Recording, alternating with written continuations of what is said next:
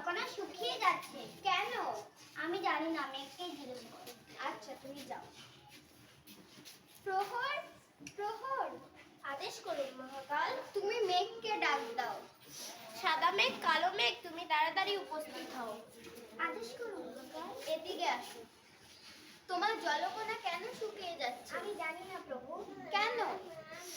পৃথিবী লোকে আসার পথে আমার জলকণা শুকিয়ে যাচ্ছে।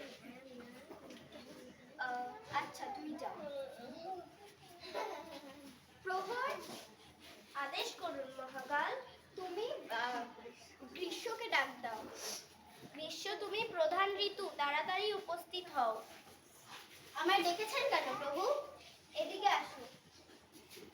বলো।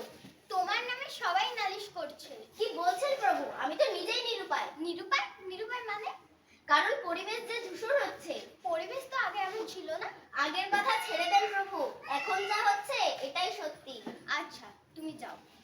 প্রহর, আদেশ করুন মহাকাল। তুমি পরিবেশকে ডাক দাও। পরিবেশ, তুমি দূষিত, তাড়াতাড়ি উপস্থিত হও। আদেশ করুন মহাকাল। তোমার গা দিয়ে এত গন্ধ আমি এত দূর থেকেও পাচ্ছি। এদিকে আসো। আর তোমার গায়ে গুলো কি লেগে আছে? এই যে এটা হলো পলিথিন। মানুষ যখন বাজারে যায় খালি হাতে যায়, আর যখন কিছু কেনে তখন দোকানদারই পলিথিনে ভরে দেয়, আর যখন কাজ হয়ে যায় যেখানে সেখানে ফেলে দেয়। এসবই তো খানা খন্ড নালার মুখ বন্ধ করে জল নিকাশি ব্যবস্থা বন্ধ করে দেয়।